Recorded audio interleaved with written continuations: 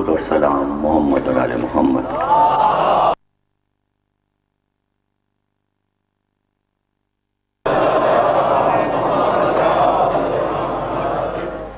1421 کے شہ محرم کی امام بارگاہ شاہ نجف میں 5ویں تقریر آپ حضرات سماعت فرما رہے ہیں۔ قرآن میں ذکر اہل بیت۔ کل ذکر تھا کلام پاک کے 55ویں سورہ رحمان کا، اور ہم تلاوت کر رہے تھے اس آیہ مبارکہ کی کہ مرج البحرین یلتقیان۔ مالک کائنات نے دو سمندر ساتھ ساتھ بہائے اور جب چاہتا ہے انہیں آپس میں ملا دیتا ہے، اور جب وہ دونوں آپس میں ملتے ہیں تو عالم انسانیت کے لیے نعمت بن جاتے ہیں۔ تو فَبِأَيِّ آلَاءِ رَبِّكُمَا تُكَذِّبَانِ، تو تم کب تک کفران نعمت کرو گے؟ تم کیوں نہیں سمجھتے؟ تم کب تک جھٹلاؤ گے ان نعمتوں کو؟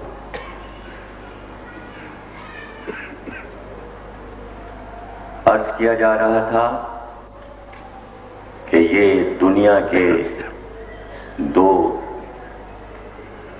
پانی کے سمندر یا دریا نہیں، بلکہ یہ علم و نور کے دو دریا ہیں جو ازل سے بہہ رہے ہیں، اور انہیں معبود نے ملایا۔ ساتھ چلتے ہیں ملتے ہیں، ساتھ چلتے ہیں اور ملتے ہیں۔ گفتگو کا آغاز کیا تھا ہم نے تعمیر کعبہ سے۔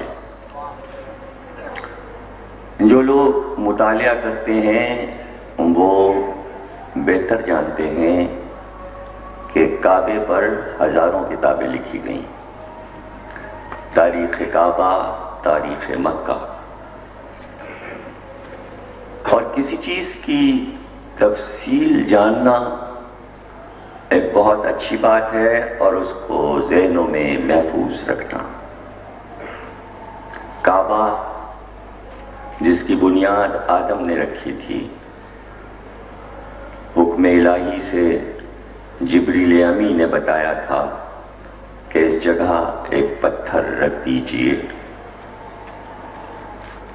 ایک پتھر رکھ دیا گیا تھا، وہ پتھر جبریل امی جنت سے لائے تھے۔ اس پتھر کا نام ہے حجر اسود۔ وہ آدم کے لیے جنت سے آیا تھا۔ وہی پتھر کعبے کی پہچان تھا۔ کوئی پریشانی کی بات نہیں کہ کہاں کتابیں ڈھونڈے، کیا کریں۔ اگر آپ کے گھروں میں فرمان علی صاحب کا قرآن ہے اور مقبول احمد صاحب کا قرآن ہے تو اس کے ضمیمے میں، اردو کے ترجموں میں، اس کے حاشیوں پر یہ سب کچھ لکھا پائیں گے جو ہم پڑھ رہے ہیں۔ اور یہ بتا دیں کہ ذاکر جو بھی چیز پڑھتا ہے وہ اس ذمہ داری کے ساتھ کہ یہ معصومین کی حدیثوں میں موجود ہے، اور کوشش یہ ہوتی ہے کہ نئے ذہنوں کے لیے ان روایتوں کا انتخاب کیا جائے کہ جو آج کے حالات حاضرہ میں ذہن اور عقل جسے اچھی طرح سے قبول کر لیں۔ ہر چیز کی ایک بنیاد ہوتی ہے، ایک آغاز ہوتا ہے۔ ہم جس کعبے کو دیکھتے ہیں، یہ کعبہ پہلے نہ تھا۔ یہ دیواریں، یہ اینٹیں، یہ بلاک ظاہر ہے کسی اور طرح کا تھا۔ تصویریں بکتی ہیں، اگر آپ خریدنا چاہیں تو آرٹسٹوں نے بنائی ہیں کہ آدم کے دور میں کعبہ کیسا تھا، ایک ہی تصویر میں انہوں نے نقشہ بتا دیا۔ پھر نوح کے دور میں کیسا تھا، پھر ابراہیم کے دور میں، پھر اس کے بعد پھر حضور کے دور میں کعبہ کیسا تھا۔ تو یہ سعودی عرب سے جو لوگ حج کرنے جائیں، بجائے کمبلوں کے، بجائے سونے کے، کام کی چیزیں لایا کریں، سمجھے۔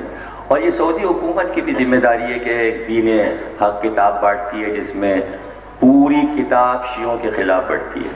یہ حضرت علی کو خدا مانتے ہیں، یہ کرتے ہیں، یہ کرتے، سارے حاجیوں کو مفت کتاب پڑھتے ہیں۔ بجائے اس کے سعودی عرب کو اگر اردو میں ہی کتاب بانٹنی ہے تو اس میں کعبے کی تاریخ لکھے، اور وہ لکھے جیسے ہم سنا رہے ہیں تاکہ بچوں کے بھی سمجھ میں آئے۔ کعبے کی تاریخ قرآن میں موجود ہے، آیات میں بتایا گیا ہے، سمجھایا گیا ہے۔ اب یہ ایک چیز ہے خطابت۔ خطابت سمجھنا آسان نہیں، ایک ہے کتابت اور ایک ہے خطابت۔ کتابت اپنی مرضی سے ہوتی ہے، خطابت اپنی مرضی سے ہوتی ہے۔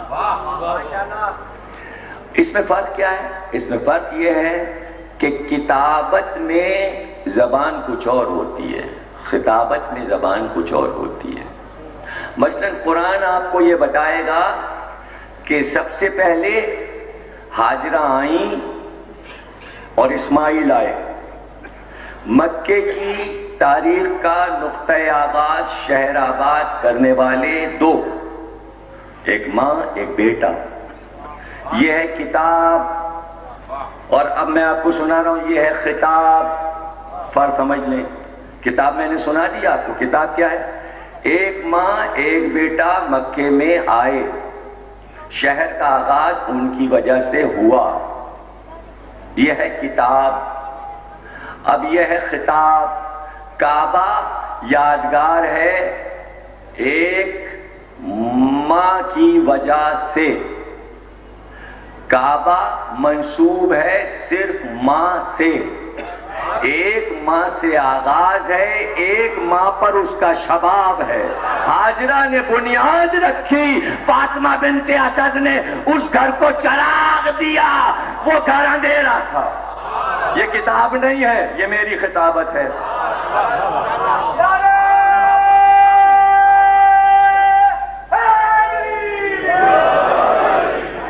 یہ ہے خطابت۔ یعنی دو چیزیں الگ الگ لکھی ہیں، صدیوں الگ الگ، ایک فاطمہ بنت اسد کی زبانیات میں ایک حاجر، میں نے دونوں کو ملا دیا، یعنی نقطہ بنایا، اسے کہتے ہیں خطابت۔ تو اعتراض کسی قسم کا بھی ہو، پہلے وزن کو، لفظ کو تولیں اور یہ دیکھیں کہ آیا اس گھرانے کی فضیلت بیان ہو رہی ہے نا؟ تو یاد رکھیے، اگر ان کی فضیلت ہے تو کعبے کی فضیلت ہے، اگر ان کی فضیلت آپ نے رکھی ہے تو ہے قرآن کی فضیلت، اگر ان کی فضیلت ہے تو ہے دین اسلام کی فضیلت۔ اور اگر آپ انہیں مائنس کرنا چاہ رہے ہیں تو کائنات میں سمجھیے کچھ نہ بچا، کچھ نہ رہا، کچھ نہیں، پھر کچھ نہیں ہے، پھر آپ کا دین رہا نہ آپ کا ایمان رہا، آپ ہوئے مشرک، آپ ہوئے کافر، چاہیے کسی اور دین میں بات کیجئے، پھر ہم آپ کو منہ نہیں لگائیں گے، کوئی صاحب ہوں، کوئی صاحب ہوں، ہم پھر اس کی پرواہ نہیں کرتے۔ ہماری خطابت کا نقطہ اول ہے عظمت اہل بیت، وقار اہل بیت۔ بس ہم یہ جانتے ہیں کہ نام اللہ رہ گیا دنیا میں تو اہل بیت کی وجہ سے، کعبہ رہ گیا تو اہل بیت کی وجہ سے، قرآن رہ گیا تو اہل بیت کی وجہ سے، اسلام رہ گیا تو اہل بیت کی وجہ سے، آج کلمہ رہ گیا تو اہل بیت کی وجہ سے، آج ہم سب یہاں بیٹھے ہیں تو اہل بیت کی وجہ سے، مسلمان اپنے کو مسلمان کہہ رہا ہے تو اہل بیت کی وجہ سے۔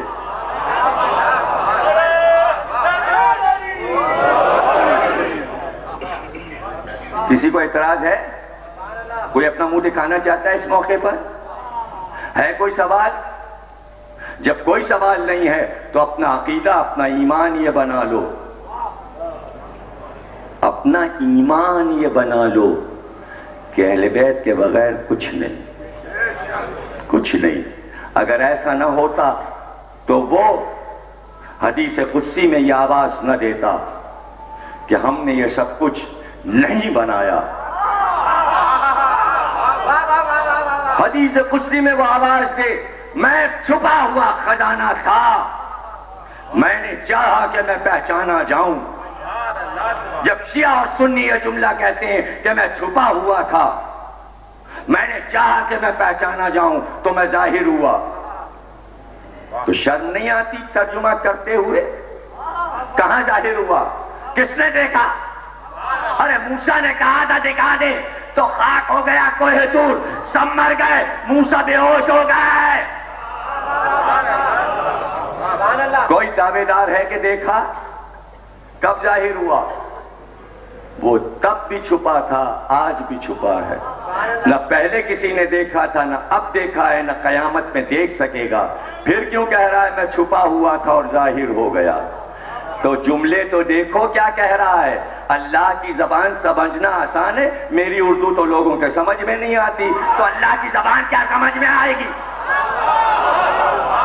پہلے اللہ میاں کی زبان تو سمجھو کیا کہہ رہے ہیں. اللہ کہہ رہے ہیں چھپا ہوا خزانہ میں نہیں, ایک خزانہ تھا میرے پاس, میں نے چھپا کے رکھا تھا, اس کو جو میں نے نکالا تو لال و زمرد چمکے. وہ خزانہ جو ظاہر ہوا محمد, علی, فاطمہ, حسن, حسین.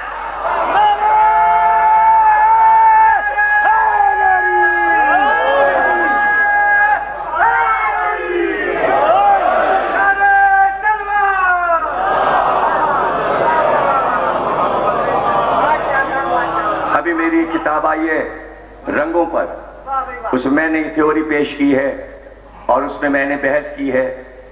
جو کتابیں رنگ کے بارے میں اور نور کے بارے میں ہیں اس میں ایک بحث ہے. ذرا سا اس کو میں نے ابھی جماعت ثانی کی مجلسوں میں پیش کیا تھا, شاید بہت سے لوگ وہاں نہ رہے ہوں, تو ان کے لیے میں دہرا رہا ہوں, ورنہ جو سن چکے ہیں ان کے لیے نئی بات نہیں. اپنے رب کے لیے بیان کر رہا ہوں کہ اس کا یہ کہنا کہ میں چھپا ہوا تھا, تو کہاں چھپا ہوا تھا؟ میں نے چاہا کہ میں ظاہر ہوں, میں ظاہر ہو گیا.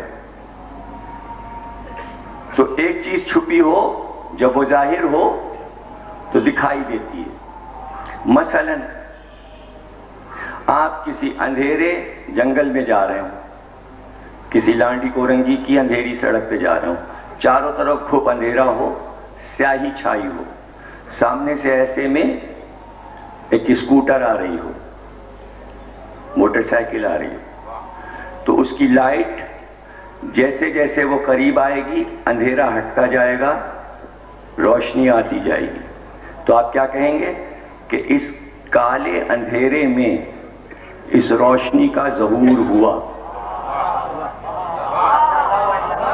جب اس نے یہ کہا کہ میں چھپا ہوا تھا, میں نے چاہا کہ میں ظاہر ہوں, تو لوگوں نے اس کی تشریح یہ کی کہ کائنات سیاہ اندھیرا تھا اور اس میں سے آفتاب کی طرح اللہ کا نور اندھیرے کو چیر کر نکلا. دیکھیں یہ ہے عقل کی کجی. اب میں آپ کو سمجھاتا ہوں, ایسا نہیں ہے کائنات کے اندھیرے سے روشنی نہیں پھوٹی, بلکہ چاروں طرف روشنی ہی روشنی تھی, اور وہ روشنی تھی جلال الہی کی. جلال الہی کا نور پوری کائنات پہ چھایا ہوا تھا, اور اس وقت کچھ نہ تھا, نہ چاند, نہ سورج, نہ ستارے, نہ زمین, نہ آفتاب, نہ سیارے, نہ کچھ, نہ زمین, نہ فرشتے, نہ ملک, نہ حور, کچھ نہیں تھا, اور صرف جلال نور ہی نور پھیلا ہوا تھا. اتنا تیز جلال نور تھا کہ اس میں کوئی چیز کا نظر آنا مشکل تھا, اور اس جلال کے نور کے پردے میں اس نے جمال اہل بیت کو چھپایا ہوا تھا. تو جلال کا نور اتنا تھا کہ جمال محمد اور آل محمد نظر نہیں آ رہا تھا.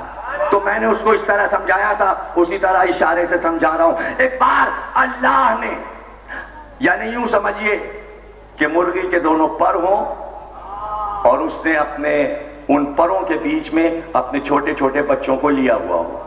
جیسے جیسے پر ہٹیں گے چھوٹے چھوٹے خوبصورت چوزے نظر آئیں گے. یہ بچوں کو سمجھانے کے لیے ایک مثال ہے. ذہن میں رکھ لیجئے چاروں طرف جلال پروردگار کا نور تھا. ادھر بھی جلال ادھر بھی جلال اور بیچ میں وہ خزانہ تھا جو جلال محمد علی فاطمہ حسن اور حسین تھا. ایک بار اللہ نے چاہا کہ میں پہچانا جاؤں. اس نے اپنے جلال کے نور کو سمیٹنا شروع کیا. جیسے جیسے جلال پروردگار ہٹتا گیا جمال محمد جمال علی ظاہر ہوتا گیا.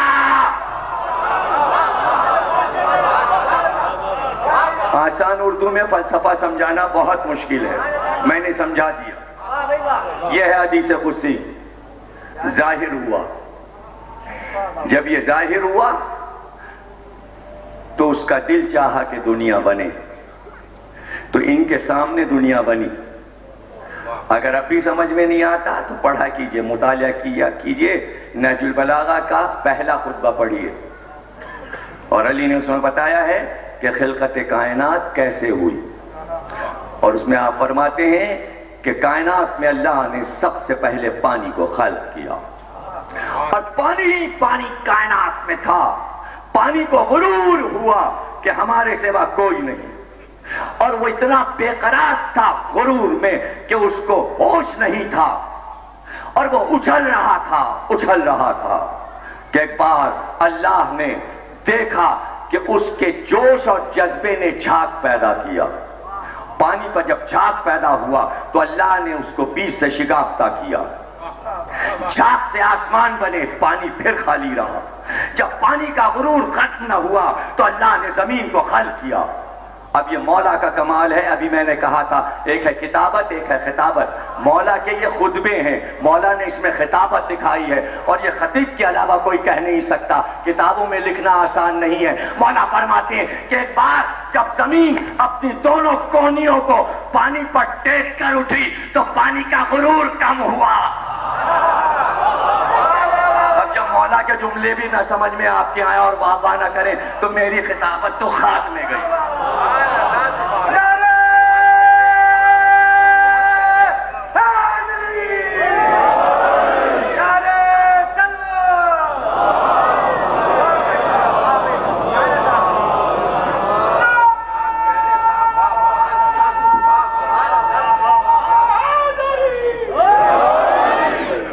عقل شریف میں آ رہا ہے،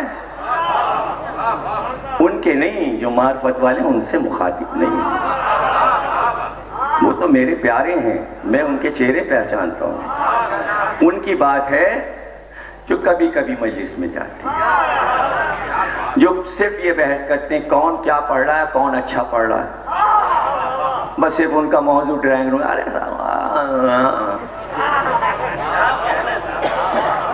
یہ گھر میں بیٹھ کے خطابت ہو رہی ہے. اما ممبر کی خطابت اور ہے، ڈرائنگ روم کی خطابت اور ہے.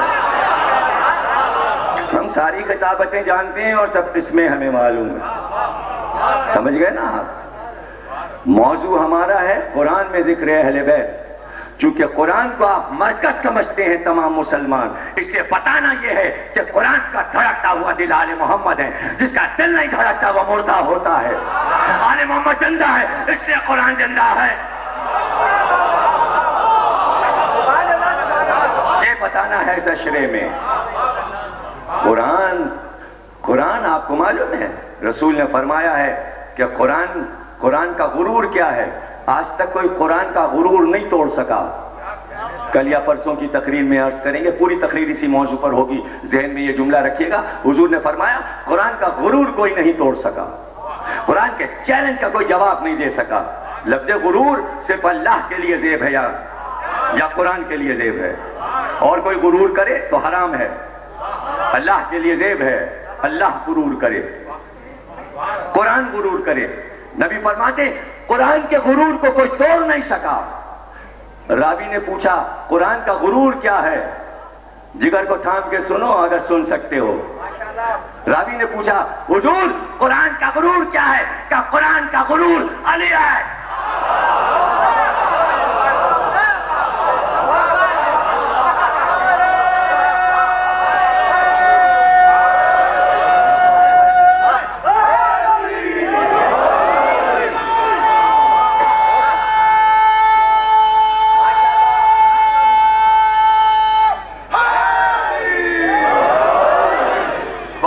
بحث کرنے والے آج کل کے بھی تھے. پوچھ لیا وجہ کا، وجہ یہ ہے. اب اس کے بعد کسی بحث کو مت کیجئے گا علی کے معاملے میں. اس جملے کے بعد حضور کے کا وجہ یہ ہے کہ قرآن کی کوئی آیت ایسی نہیں ہے جس آیت پر علی نے عمل کر کے نہ دکھایا ہو. کوئی آیت ایسی نہیں. علی قرآن کا غرور. کون قرآن کا غرور توڑے گا؟ علی نے تو بڑے بڑے مغروروں کے سر توڑ دیے. کون مغرور بچہ جو علی کے مقابل آیا ہو اور اس کا سر نہ ٹوٹا ہو؟ کیا مرحب، کیا انتر، کیا یاسر، کیا حارث، کیا عمر ابن عبد ود، کیا ابو جرول اور کیا 365 بت جن کے دماغوں میں بھوسے بھرے تھے خناس. وہ بھی یہ کہتے آتے تھے آپ نہ ہوتے.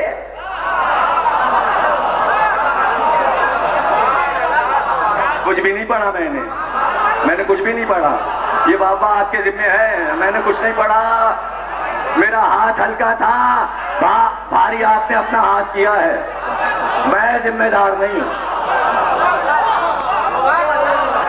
ایک درود پڑھیے بلند آواز.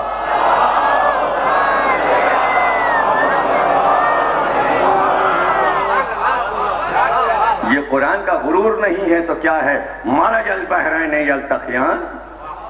یہ سورہ رحمان ہے، یہ عروس القرآن ہے. کیوں ہے عروس القرآن؟ دلہنیں کس کے لیے بیاہ کر آ رہی ہیں؟ قرآن کے لیے. کچھ آپ کو پتا ہے؟ ہم کبھی کبھی کلچر، دین، ادب سب کو ملا کے تقریر کرتے ہیں تاکہ ہر طرف کے اشارے آپ کے سمجھ میں آئیں. کبھی آپ نے سمجھا یہ دولہا دلہن کے بیچ میں قرآن کیوں رکھا جاتا ہے؟ یہ آئینہ کیوں رکھا جاتا ہے؟ اس رسم کو کیا کہتے ہیں؟ یہ بول نہیں رہے ہیں، معلوم سب کو ہے، معلوم سب کو ہے. اور دل میں جو دولہا بننے کے لیے تیار ہو رہے ہیں انہیں بھی پتا ہے. مصحف کہتے ہیں قرآن کو، عارسی کہتے ہیں آئینے کو. آئینہ اور قرآن گواہ بنتا ہے دولہا اور دلہن کی پاکیزگی کا. اور پھر دلہن کی پاکیزگی کے لیے قرآن بھی بیچ میں آتا ہے، نماز بھی بیچ میں آتی ہے. اور پھر آنچل پہ دولہا کا نماز پڑھنا عصمت کی گواہی. ارے عام دلہنوں میں عصمت دیکھی جاتی ہے تو ہم تخت پر بیٹھنے والوں کی عصمت نہ دیکھیں. دین کے مسئلے میں آپ چاہتے ہیں کہ غیر معصوم کو مان لیا جائے تو کسی دولہا سے کہیے جا کے، کسی دولہا سے کہیے کہ اس کو مائنس کر دو. دولہا مارے گا آپ کو، کہا پاگل ہو گئے ہو؟ اما ڈھونڈتے ہیں، برسوں تو لگتے ہیں، گھر کی بڑھیوں کو پیچھے لگاتے ہیں، محفلوں میں بیچتے ہیں. پاک و پاکیزہ چاہیے. اچھا اپنے لیے پاک و پاکیزہ، اور دین کا مسئلہ ہے تو پاک و پاکیزہ نہیں. کیوں؟ اپنے گھر کو پاکیزہ رکھنا ہے. اسی لیے نا دلہن پاک آئے گی تو گھر پاک رہے گا. یہی تھا دین کا مسئلہ کہ دلہنیں پاک آئیں گی تو کعبہ پاک رہے گا. یہی سے چلے تھے، یہی آئے. ہاجرہ پاک تھیں، آمنہ پاک تھیں. اس گھر میں تلاش تھی پاک کی، پاک کی تلاش تھی. ہاشم اور ان کے دوسرے بھائی، ہاشم کے دوسرے بھائی، 3 بھائی تھے. اسی طرح حضرت عبد المطلب 12 بھائی تھے. عبد المطلب کے 12 بیٹے تھے. عبد المطلب کے ایک بھائی کا نام اسد تھا. یہ اسد ہاشم کے بیٹے تھے لیکن عبد المطلب سے بڑے تھے. جب یہ چھوٹے سے تھے بچپن میں تو یہ بچپن میں سخی تھے. ان کے محلے میں کوئی بچہ اگر کبھی بھوکا ہوتا تو کھیل کھیل میں بھی یہ ماں سے آ کے یہی کہتے کہ اگر گھر میں کچھ کھانے کو ہو دیجئے، ہمارے محلے کا ایک بچہ بھوکا ہے. چھوٹے سے تھے 5-6 برس کے جب سے یہ عادت تھی. تو عرب کا ایک قاعدہ تھا کہ جب قحط پڑتا تھا تو جنگل میں نکل جاتے اور اپنی قبریں خود کھود لیتے، اس میں بیٹھ جاتے اور خیموں کو اوپر سے گرا لیتے کہ اسی میں مر جائیں گے، ہماری قبر بن جائے گی، اب کھانے پینے کو سب ختم ہو گیا، نہ پانی ہے نہ اناج۔ تو یہ قحط ہاشم کے دور میں پڑا کرتا تھا۔ اس کی منظر نگاری کے لیے قرآن میں لإلاف قریشن کا سورہ نازل ہوا کہ اس وقت کو یاد کرو جب قحط میں تم بھوکوں مر رہے تھے تو یہ ہاشم تھے جو تمہارے لیے شام سے جا کے اناج لائے تھے، اور انہوں نے گیہوں پسوا کر، روٹیاں پکوا کر، تنور لگوائے تھے اور جانور ذبح کر کے ابو قبیس کی پہاڑی پر تمہارے لیے دسترخوان لگائے تھے، بڑے بڑے لکڑی کے ہودے لائے تھے، اس میں اپنے ہاتھ سے شوربہ ڈال کر روٹی توڑ توڑ کر ڈالا تھا۔ عربی میں روٹی شوربے میں توڑ کر جو ڈالے تو اسے عربی میں کہتے ہیں حشم، اور جو روٹی توڑ کر ڈالے اسے کہتے ہیں ہاشم۔ نام تھا ابو عمرو، عرب کہنے لگا یہ ہاشم ہے، اس نے روٹی کھلائی ہے، اس لیے ہاشم کی سخاوت مشہور تھی۔ اب ہاشم کی نسل میں علی آئے یا فاطمہ آئے، ان سے بڑھ کے سخی کوئی نہیں ہو سکتا، ان کے سامنے کوئی بھوکا نہیں رہ سکتا۔ تو ایسے سخی ہاشم کا بیٹا اسد تھا۔ جب ان کو پتا چلا اس محلے کا میرا ایک دوست بھوکا ہے تو ماں سے آ کر کہا جو کچھ گھر میں ہے دیجئے۔ ماں بھی ایسی ماں، سخی کی ماں، سخی کی زوجہ، گھرانے سے واقف، دیکھ کر لاتے تھے دلہنیں، جبھی تو سورہ رحمان نے دلہنوں کی تعریف کی، اسی لیے تو سورہ کا نام یہ پڑھا کہ اللہ دیکھ دیکھ کے دلہن لا رہا ہے۔ بیٹے کے کہنے پہ گھر میں جتنا اناج، جتنا گیہوں، جتنا دال، سب کچھ تھا، بچے کو دے دیا، بچے نے جا کے دوست کو دے دیا۔ جب ہاشم آئے تب زوجہ نے کہا کہ مکے والوں کی حالت بہت خراب ہے۔ اس بات پر اسد کی وجہ سے ہاشم کی توجہ ہوئی کہ ان کے قحط کو دور کیا جائے، تب شام کا سفر کیا، اس لیے سورہ گواہ ہوا۔ اس سورے کی بنیاد میں اسد بچہ ہے، بچہ اسد، یہی اسد جو عبد المطلب کا بھائی ہے، اس کی صرف ایک بیٹی تھی جس کا نام تھا فاطمہ بنت اسد۔ عبد المطلب نے اپنے بیٹے ابو طالب کا پیغام دیا، اسد نے قبول کیا۔ یہ پہلا رشتہ ہے کہ دلہن بھی ہاشمی، دولہا بھی ہاشمی۔ کچھ سمجھے؟ پہلے دلہنیں باہر سے آتی تھی، اب گھر میں ہی ایک شجرے میں ایک دادا کی اولاد، یہ بھی ہاشمی، یہ بھی ہاشمی۔ یہ فخر تھا عرب میں کہ یہ پہلے دولہا دلہن ہے جو ہاشمی، جو اولاد ہوئی ان سے وہ ماں کی طرف سے بھی ہاشمی، باپ کی طرف سے بھی ہاشمی۔ تو سخاوت دادا سے چلی ہے، دونوں بیٹوں میں بٹی ہے، اور پھر سخاوت ملی ہے۔ تو یہ سخاوت کے دو دریا ملے ہیں، ایک فاطمہ بنت اسد ہے، ایک ابو طالب ہے۔ جب ابو طالب فاطمہ بنت اسد کو بیاہ کر لائے تو سورہ رحمان نے آواز دی، مرج البحرین یلتقیان فبأی آلاء ربکما تکذبان۔ تم نعمتوں کو کہاں تک جھٹلاؤ گے؟ تم نعمتوں کو کہاں تک جھٹلاؤ گے؟ تو طالب جیسا بیٹا، عقیل جیسا بیٹا، جعفر جیسا بیٹا، علی جیسا بیٹا۔ اب فاطمہ بنت اسد نعمت ہیں، ابو طالب نعمت ہیں، کس کے لیے؟ دین کے لیے نعمت، قرآن کے لیے نعمت، محمد کے لیے نعمت۔ ارے کیا حرج ہے کہنے میں کہ محمد کو نعمتوں نے پالا ہے؟ کیا حرج ہے کہنے میں کہ محمد کا سینہ قرآن تھا؟ ابو طالب نے محمد کو نہیں پالا، قرآن کو پالا۔ جو قرآن کو پالے وہ کافر کیسے ہو سکتا ہے؟ کیا قرآن کافر کے ہاتھ سے لیا ہے؟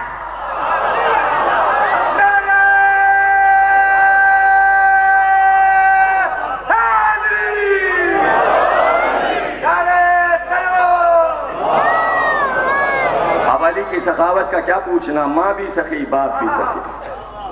ایسے سخی ہوں تو اب نگاہیں اور تیز ہو جائیں گی، اس لیے کہ محمد گھر میں افضل ترین ہیں۔ ابھی تک دلہنیں آئی ہیں، محمد کے لیے کچھ اور تلاش ہے۔ اور نگاہیں ہیں ابو طالب کی، نگاہیں ہیں فاطمہ بنت اسد کی. کیوں ہے یہ نعمت؟ کوئی تاریخ اسلام میں اٹھ کر کہیں کسی کتاب کے صفحے پہ دکھا دے گا اور بتائے گا محمد کی شادی کس نے کروائی؟ یتیم تھے، باپ مر گئے تھے، ماں مر گئی تھیں. ذرا کوئی بتاؤ تو محمد کو دولہا کس نے بنایا؟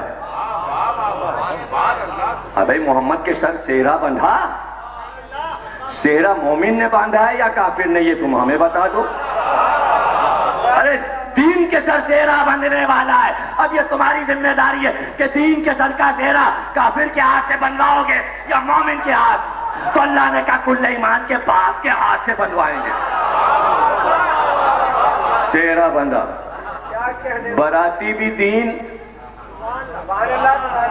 دولہا بھی دین. انتخاب ہے ابو طالب کا، پیغام ہے خدیجہ کا. پیغام ابو طالب نے نہیں دیا، پیغام محمد نے نہیں دیا. پتہ ہے کیوں؟ اگر پیغام ادھر سے جاتا تو تاریخ لکھتی دولت کے لالچی تھے بنی ہاشم. بتایا کہ دولت مند، عرب کی سب سے دولت مند رشتہ ادھر بھجوائے تاکہ پتہ چلے ہاشمی بھی کوئی مفلس نہیں ہے، برابر کا رشتہ ہے. اور یوں برابر کا رشتہ ہے کہ قصی کا بیٹا عبدالعزیٰ، عبدالعزیٰ کا بیٹا خویلد، اسد کا بیٹا خویلد اور خویلد کی بیٹی خدیجہ. اور ادھر قصی کا بیٹا عبد مناف کا بیٹا ہاشم کا بیٹا عبد المطلب کا بیٹا عبداللہ کا بیٹا محمد. یوں دونوں شاخیں مل رہی ہیں اور جا کر قصی پہ ختم ہو رہی ہیں. ادھر محمد بارات لے کے واپس آ رہے تھے خدیجہ کو بیاہ کر، اور خدیجہ ہر قدم پہ سونے کے پھول اور جواہرات نچھاور کرواتی جاتی اور ہر قدم پر ایک غلام ایک کنیز آزاد کرتی جاتی. 4000 غلام اور کنیز تھے. محمد کے گھر آتے آتے سب آزاد ہوئے. دلہن نے محمد کے گھر میں قدم رکھا، سورہ رحمان نے آواز دی مرج البحرین یلتقیان فبأی آلاء ربکما. تو کذبان جملہ آپ دے رہا ہوں. محمد کی کتنی شادیاں ہوئیں؟ کوئی بارات تاریخ میں ہے؟ نہیں، یہ جملہ مزے کا نہیں ہے. سورہ رحمان نے صرف ایک بار خدیجہ کے بیانے پر اپنی تلاوت کی. علم و نور کے سمندر بس یہاں ملے. ایک شادی پر جب خدیجہ بیاہ کر محمد کے گھر میں آئی، علم و نور کے دریا ملتے جاتے تھے. سفر دکھایا ہے ہم نے ابراہیم سے. اب کیا تھا؟ خدیجہ کی گود میں بچی آئی. فاطمہ بنت اسد تو کعبے میں چراغ جلا چکی تھی. وہی چراغ تو آج تک روشن ہے کہ گھر اندھیرا نہیں ہو رہا، گھر میں کوئی ٹھہر نہیں پاتا، گھر میں کوئی جا نہیں سکتا. بس آخری ماں دنیا کی تھی جو گئی اور پہلی ماں تھی جو گئی اور جو 3 رات رہی اپنے بچے کے ساتھ. اب دنیا کی کوئی عورت کعبے میں نہیں جا سکتی، صرف فاطمہ بنت اسد بھی. اور کوئی بچہ 3 رات سو بھی نہیں سکتا کعبے میں. وہی سوئے، کبھی کعبے میں سوئے، کبھی محمد کے بستر پہ سوئے. کہاں سوئے ہیں علی. یعنی سونے کی جگہ بھی علی کو خوب ملتی، سونے کی جگہ. اب اس سے قیمتی جگہ اور کیا ہو سکتی ہیں؟ صلوات پڑھیے گا.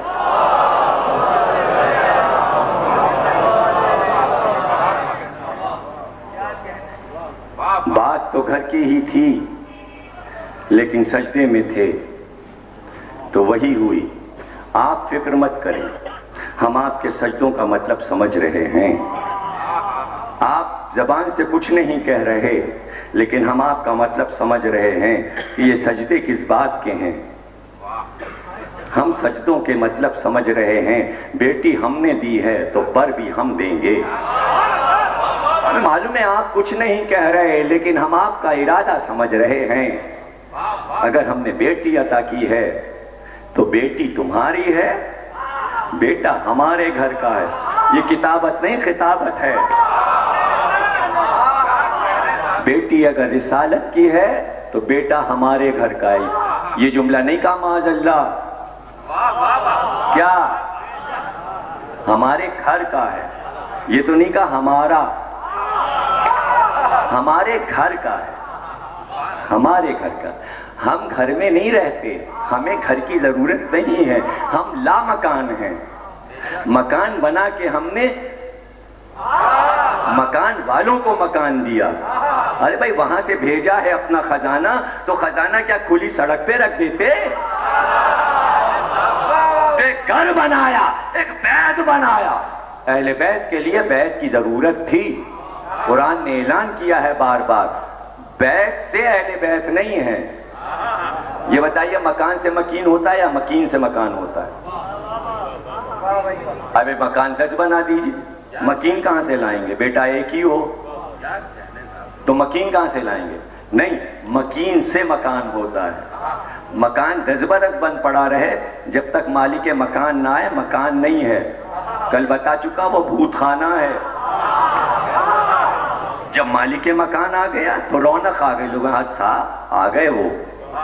اب پڑوسی کا حق بھی ادا کریں گے. اگر ہمارے یہاں دال پکی ہوگی تو ان سے سالن مانگ لیں گے، بہت سے کام نکلیں گے. بچے کو یہ نوکر بھی رکھا دیں گے. کمشنر صاحب مکان آباد ہو گیا، پتہ چلا مکان نوکری نہیں دے رہا، مکان سالن نہیں دے رہا تھا، مکان روٹی نہیں دے. جب صاحب مکان آیا تو روٹی بھی ملی، سالن بھی ملا، بچے کو نوکری بھی ملی. اب سمجھ میں آیا کعبہ کیا ہے اور اہل بیت کیا ہے. اب یہ کہیں بھی رہیں، مکان ان کا، یہ مکان والے، چاہے یہ کربلا میں رہیں تو، یہ نجف میں رہیں تو، یہ مشہد میں رہیں تو، یہ بغداد میں رہیں تو، یہ خراسان میں رہیں تو، یہ سامرے میں رہیں تو، یہ ہے مالک مکان. مکان ہے وہ. اور اگر غیر آ جائے تو کیا کہیں گے؟ اجی قبضہ ہے، اجی قبضہ ہے. اجی قبضہ ہے تو کیا ہوا؟ کہ دیکھیے گا جب بارش آئے گا تو غاصبوں کو نکال باہر کرے گا. ارے جہاں بارش نہیں ہوتا وہاں ڈر لگتا ہے کہ اب تو قبضہ ہو گیا فائنل. ڈر کی بات نہیں ہے، بارش آئے. اور ہر سال آ کے گھر دیکھ جاتا ہے، ہر سال آ کے اپنا گھر دیکھ جاتا ہے حج کے موقع پر، اور گھوم پھر کے دیکھتا ہے، گھوم پھر کے دیکھتا ہے. یہ دیکھتا ہے کہ بھائی مرمت ہو رہی ہے نا، سجاوٹ ہو رہی ہے نا، پردے وردے تو نہیں پھاڑ دیے، کہیں گولیاں وولیاں چلا کے سوراخ وراخ تو نہیں کر دیے. اللہ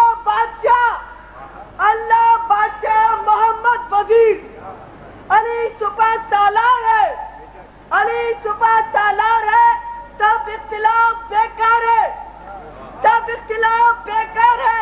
بعد محمد جو غاصبی اقتدار ہے، بعد محمد جو غاصبی اقتدار ہے، اس پر آج تک عارضی بیکار ہے، آج تک عارضی بیکار ہے. اور ہم کو امام کا انتظار ہے، جس کو جان و مال نثار ہے، جس کا اس پر ایمان ہے، وہ مسلمان ہے.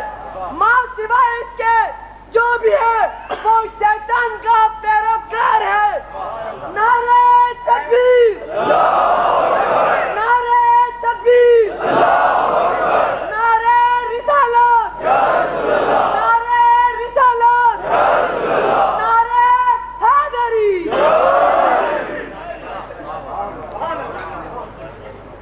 جزاک اللہ. تم فکر نہ کرو، اور بس ملک آ گیا. ملک آیا تو چہرہ دیکھا نبی نے، کہ اس سے پہلے تجھے کبھی زمین پہ آتے نہیں دیکھا. کہا آج کے دن کے لیے ہم رکے ہوئے تھے. میں محمود ملک ہوں، میں ہواؤں پہ مامور ہوں. مجھے بھیجا گیا ہے کہ میں علی کا پیغام آپ کی بیٹی زہرا کے لیے پہنچا دوں. حکم الہی یہ ہے کہ نور سے نور کو ملا دیجئے، دو عظیم ستاروں کو آپس میں ملا دیجئے، فاطمہ کی شادی علی سے کر دیجئے. یہ کہہ کر ملک مڑا. پر اٹھائے تھے پرواز کے لیے کہ نبی نے دیکھا پروں پہ لکھا تھا لا الہ الا اللہ محمد الرسول اللہ علی ولی اللہ. کہ محمود ذرا ٹھہر، تیرے پروں پر کب سے لکھا ہے یہ کلمہ؟ کہ خلقت آدم سے 25 لاکھ برس پہلے. تم آج کہہ رہے ہو ابھی ابھی ایجاد ہو گیا علی ولی اللہ.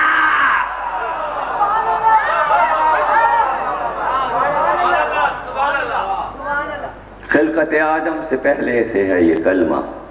جب یہ پہلے سے ہے تو ان کا کلمہ بھی پہلے سے. پروں پہ ملائک کے لکھا ہوا ہے یہ کلمہ. انسان نہیں پہچانتے، ملک جانتے، ملک پہچانتے. صرف وہ پہچانتے ہیں جنہیں معرفت ہے. تاریخ مقرر ہوئی، خطبہ عقد ہوا، پھر ملک آیا اور عرش اعظم پر ہم نے تمام اپنی مخلوقات کو جمع کر کے، تمام ملائکہ کو جمع کر کے منبر نور پر راحیل فرشتے سے کہہ کر خطبہ عقد پڑھوا دیا ہے. ہم نے علی اور فاطمہ کا عرش پہ کر دیا.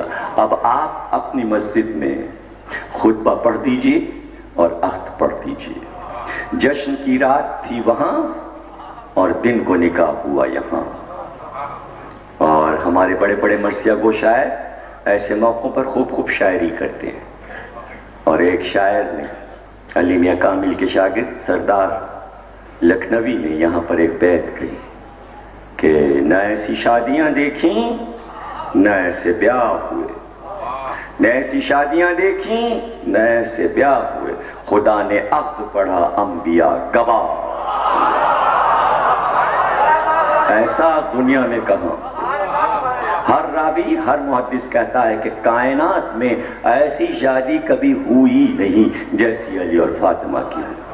اس پہ سارے شیعہ، سنی، اہل حدیث، بریلوی، ہر محدث کا اتفاق ہے کہ جیسی شادی علی اور فاطمہ کی کائنات میں ہوئی کسی کی نہیں ہوئی. اس لیے کہ یہ شادی عرش پر ہوئی، یہ نکاح عرش پر ہوا.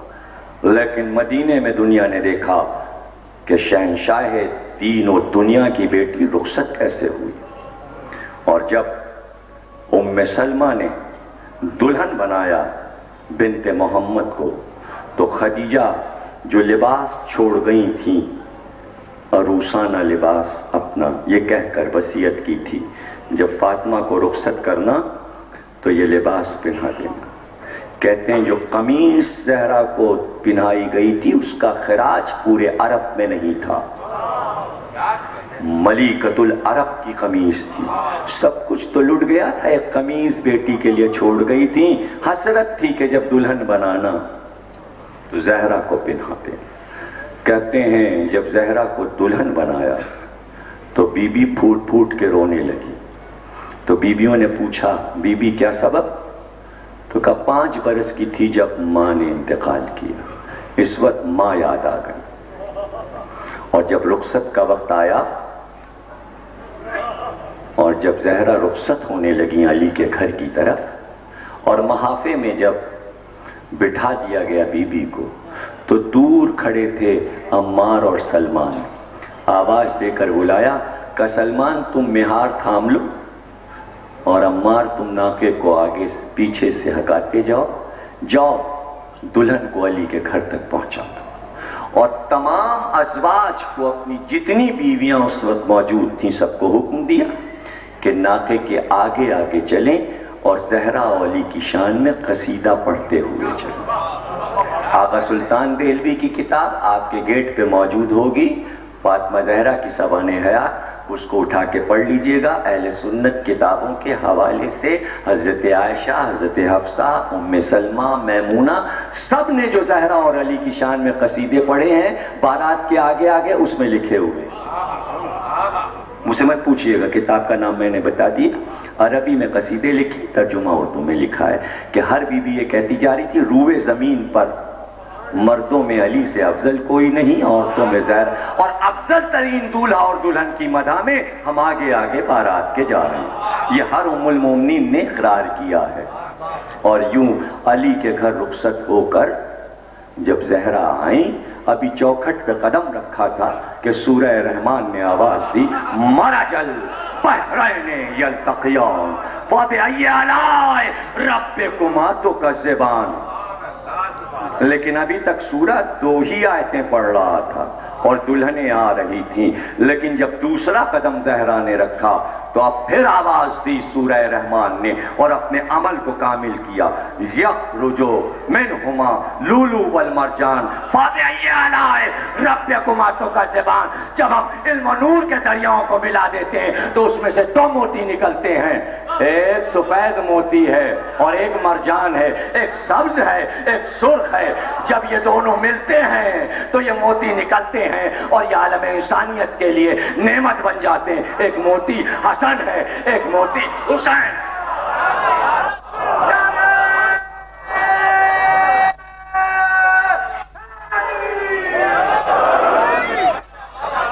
جب یہ علم و نور کے سمندر ملتے ہیں تو پھر اس میں سے 2 موتی نکلتے ہیں، ایک لولو ہے سبزی مائل، ایک مرجان ہے۔ عجیب بات ہے کہ ہر ہیرا کان سے نکلتا ہے، لیکن ایک نگینہ مرجان جو آپ انگوٹھی میں پہنتے ہیں اس کا درخت سمندر کی تہ میں ہوتا ہے۔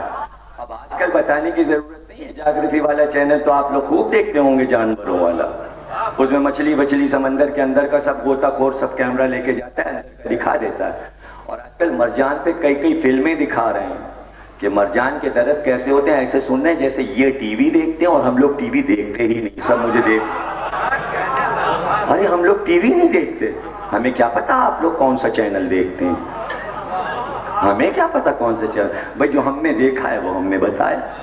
ہم نے تو مرجان کا درخت دیکھا اس لیے کہ مرجان حسین سے منسوب ہے۔ اب اگر ٹی وی پہ دکھائیں تو ہم ضرور دیکھیں گے، اس لیے کہ مرجان حسین سے منسوب ہے اور اس کا وہی رنگ ہے جو رنگ حسین نے عید کے دن اپنے لباس کے لیے پسند کیا تھا۔ کیوں سورہ رحمان نے یہ 2 رنگ بتائے؟ اس لیے کہ بچوں کے لباس سفید آئے تھے اور کپڑے اٹھا کر لائے تھے اور کہا تھا نانا یہ لباس ہے، کہا یہ تو بڑے اچھے کرتے ہیں۔ نانا نے قبا اٹھائی، کہا بہت اچھی قبا ہے، یہ چھوٹا سا امامہ بہت اچھا ہے حسن حسین۔ کہا نہیں نانا، یہ تو آپ کہہ رہے ہیں سلے اچھے ہیں، سلے اچھے ہیں، یہ تو سفید ہیں۔ کہا پھر؟ کہا ہم تو رنگین کپڑے پہنے، ہم تو رنگین کپڑے پہنے۔ بچوں نے بتایا، بچے یہ بتانا چاہتے ہیں، بچوں کو بوڑھا نہ سمجھ لینا، بوڑھے اور ہیں بچے اور ہیں۔ اور بچوں نے بتایا بوڑھے بچوں کی برابری نہ کریں، بچے کاندھوں پہ چڑھتے ہیں، بوڑھے کاندھوں پہ چڑھنے کی کوشش نہ کریں۔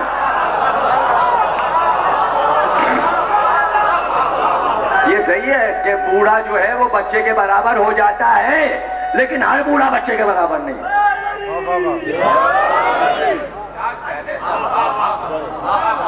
ہم رنگین کپڑے پہنیں گے۔ اس سے پہلے کہ نبی کوئی جواب دیتے جبریل امی آ گئے، کہ شہزادوں سے پوچھئے تو کون سا رنگ چاہیے؟ یہ ہم سلسبیل کا پانی لائے ہیں اور اس میں یہ خاصیت ہے کہ کپڑے پر یہ ڈالا جائے تو کپڑا رنگین ہو جاتا ہے۔ پوچھئے تو حسن سے کون سا رنگ پسند ہے؟ بیٹا حسن تمہیں کون سا رنگ پسند ہے؟ نانا ہمیں تو سبز رنگ پسند ہے، ہمیں ہرا رنگ پسند ہے۔ جبریل امی پانی کی دھار ڈالتے چلے، رسول امامہ اٹھاتے، ابا اٹھاتے، قبا اٹھاتے اور وہ سبز ہوتا چلا۔ یہ میری کتاب رنگ جب آپ اس میں پڑھیں گے، اس کی میں نے پوری ڈیٹیل دی ہے اور اس روایت کی پوری تفصیل بتائی ہے محدث دہلوی کے حوالے سے کہ جب معراج میں رسول گئے تو 2 قصر دیکھے، ایک ہرے رنگ کا ایک لال رنگ کا۔ پوچھا جبریل یہ ہرا کیوں؟ کہا یہ آپ کے بڑے نواسے کا۔ کہا یہ لال کیوں؟ کہا یہ آپ کے چھوٹے نواسے کا۔ جس دن حسن کی شہادت ہوئی تو رسول کے معراج کا یہ حال حسن نے حسین کو بتایا کہ آج معراج کی حدیث کا حال کھلا۔ پوری روایت ہے، تفصیل کے ساتھ ہے، کبھی اگر یہ موضوع ہوا رنگ کا تو عرض کریں گے کہ کون سا رنگ چاہیے؟ کہ سبز۔ حسین تمہیں کون سا رنگ پسند ہے؟ کہا ہمیں سرخ رنگ پسند ہے۔ امامہ سرخ ہوا، ابا سرخ ہوئی، یہ فضائل نہیں ہے مسائل ہیں، امامہ سرخ ہوا، ابا سرخ ہوئی۔ قبا سرخ ہوئی، لیکن کب تک؟ یہ معلوم ہے کب تک سرخ نہ ہوئی؟ جب تک عباس رہے حسین کا لباس سرخ نہیں ہوا۔ عجیب ہے کربلا کی تاریخ، اور لکھنے والے علماء کہتے ہیں جب تک عباس زندہ رہے حسین کے جسم پر ایک زخم نہیں آیا، ایک زخم نہیں آیا۔ لیکن ہائے عباس کے بعد، اللہ اللہ، ارے جو لاشیں اٹھا کر لائے، جب تک عباس تھے عباس پہلے پہنچتے تھے، لیکن اب کیا ہو؟ اب تو ایک سپاہی بچا تھا اور وہ ششماہا سپاہی تھا۔ اب تو حسین کا لباس ایسے سرخ ہوگا کہ لباس تو لباس ہے، آج تو اب حسین کا چہرہ بھی سرخ ہو جائے گا۔ بس زیادہ نہیں پڑھنا، پڑھ چکا۔ ابھی آلیبا میں میں نے شہزادے کا ذکر کیا، لیکن شہادت نہیں پڑھی، نہیں پڑھی۔ کچھ جملے ہیں اور وہ سن لیجئے آپ کہ اس بچے کے لیے دنیا کے لٹریچر میں، دنیا کی ہر زبان میں علی اصغر کا ذکر ہر زبان میں موجود ہے، دنیا کی کوئی زبان، اور کوئی قوم ایسی نہیں ہے جو کربلا کے واقعے میں علی اصغر سے متاثر نہ ہو۔ کافر ہوں، مشرک ہوں، کوئی بھی ہوں، یہودی ہوں، عیسائی ہوں، جب وہ کربلا کو پڑھتے ہیں تو علی اصغر کے واری واری ہو جاتے ہیں۔ حد یہ ہے کہ ہندو عورتیں کلکتے سے لے کر لنکا اور سنگاپور تک تمام قومیں عاشور کے دن اپنے بچوں کو ذوالجناح کے قدموں میں پھینک دیتی ہیں، دودھ کے دریا بہا دیتی ہیں، اور جب کوئی پوچھتا ہے اتنا دودھ بہا دیا سڑک پر، کہتی ہیں ہاں ہاں، حسین کے لشکر میں ایک دودھ پیتا بچہ بھی ہے، ایک چھوٹا سا بچہ بھی تھا جس کو نہ پانی ملا نہ دودھ ملا۔ دیکھیے ماں بچے کو دودھ پلاتی ہے 2.25 سال، جب 2.25 سال کا بچہ ہو جاتا ہے تب دودھ چھوٹتا ہے۔ ماں نے ایک جملہ کہا تھا، اے علی اصغر تمہارا تو ابھی دودھ بھی نہیں چھوٹا اور تم ماں سے چھوٹ گئے علی اصغر۔ عجیب مظلومہ ہے یہ ماں،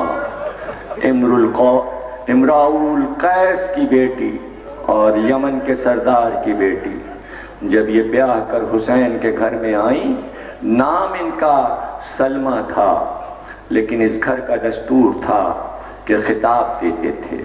جب رباب کی شادی حسین سے ہوئی تو علی نے خطاب دیا ام رباب۔ تو آج بھی سورہ رحمان نے پکارا، مرج البحرین یلتقیان فبأی آلاء ربکما تکذبان۔ ارے علی اصغر نعمت تھے، کم از کم ایک ماں کے لیے تو نعمت تھے۔ ایک نعمت کو جھٹلایا کربلا میں۔ ماں کے دل سے پوچھو کہ کیا گزری ہے ماں پر، کیا رہ گیا تھا جب چلی تھی مدینے سے، تو سوچا تھا سفر ہے لمبا، جانے کہاں تک جانا ہے، تو بہت سے چھوٹے چھوٹے کرتے سی کر ساتھ رکھ لیے تھے کہ بچے کا ساتھ ہے، اور ایک جھولا ساتھ تھا، جہاں خیمے لگتے ماں جھولا بھی ناقے سے اترتا اور بچہ جھولے میں لٹا دیا جاتا۔ بات اصغر ماں کے پاس ننھے ننھے شلوکے اور کرتے رہ گئے یا جھولا رہ گیا، مگر ماں نے دیکھا کہ شام ہوتے ہوتے اشقیاء نے علی اصغر کی وہ یادگار جھولا بھی جلا دیا۔ اب کیا بچا تھا رباب کے پاس؟ بس وہ تھوڑے سے کرتے تھے جو اپنے سینے سے لگا کر رباب کربلا سے شام اور شام سے مدینے تک اپنے سینے سے لگائے میرے اصغر کی یادگار ہیں یہ ننھے ننھے کرتے، یہ ننھے ننھے شلوکے۔ ہائے کبھی دھوپ میں ہٹ کر نہ بیٹھی، کبھی سائے میں نہ بیٹھی، جب بیٹھی دھوپ میں بیٹھی، کبھی چھت کے نیچے نہیں بیٹھی، میں بیٹھی، اور جب بیٹھی تو یہی ماتم، ہائے حسین ہائے حسین۔ اور جب کبھی کبھی وارث کا ماتم کرتے کرتے کسی پڑوس سے کسی بچے کے رونے کی صدا آ جاتی تو کبھی کبھی یہ جملہ کہتی، کہیں میرا اصغر تو نہیں رو رہا ہے جیسے علی اصغر کے رونے کی صدا آ رہی ہے۔ 1 سال بعد کربلا، مدینے آنے کے بعد رباب حیات نہیں، تقریر ختم ہو گئی۔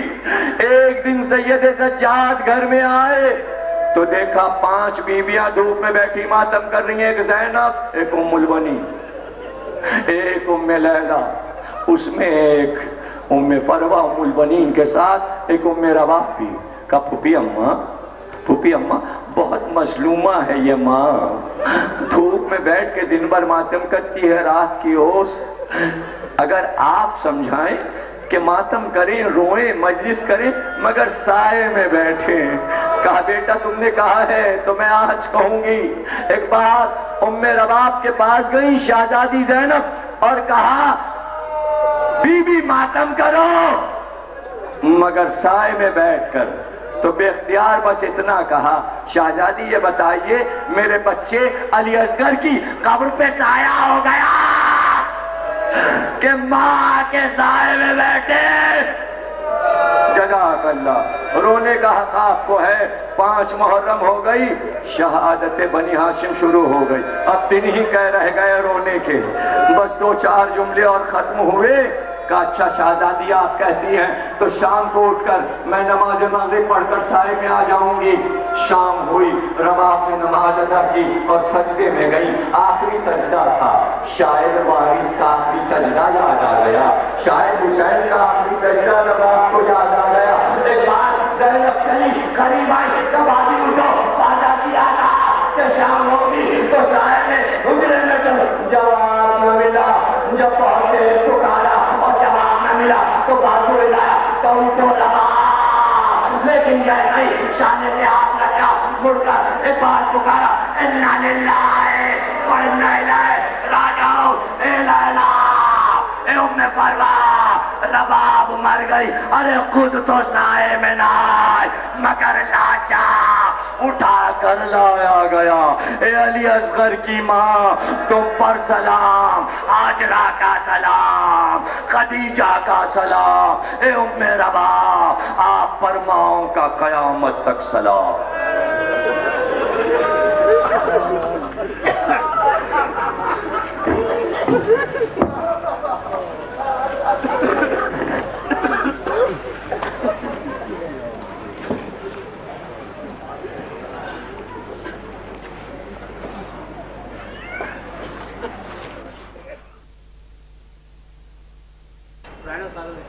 میں تم سے کہا تھا مجھ سے وہ کیمرہ دے دیتے تصویروں والا، تصویر کیمرہ تھا میرے پاس، میں دیکھا تک نہیں تھا اس کو۔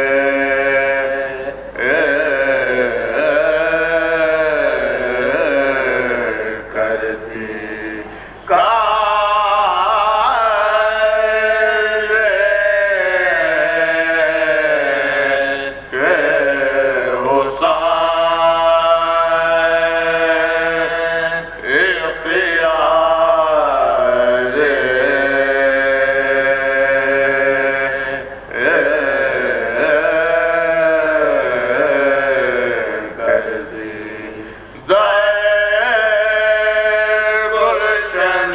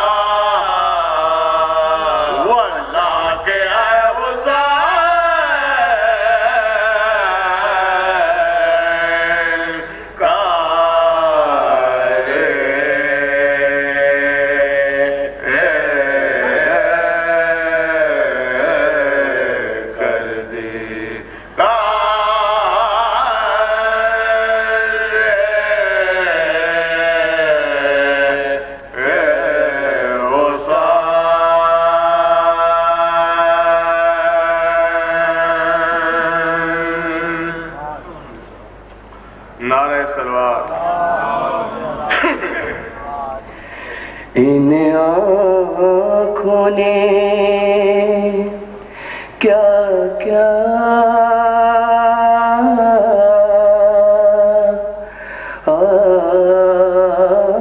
دیکھا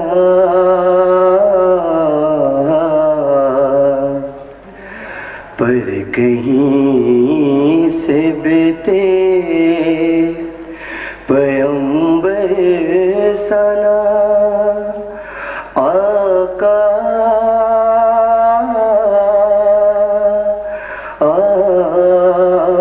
دیکھا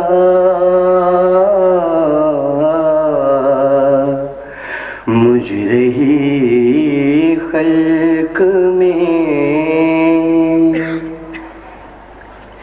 میں نے دیکھا عالم شاہ کو آلودہ خون میں نے دیکھا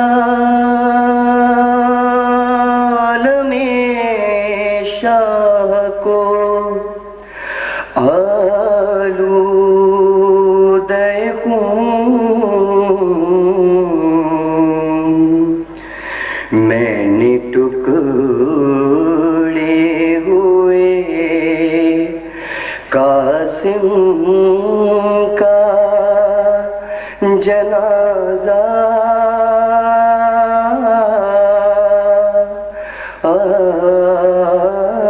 دیکھا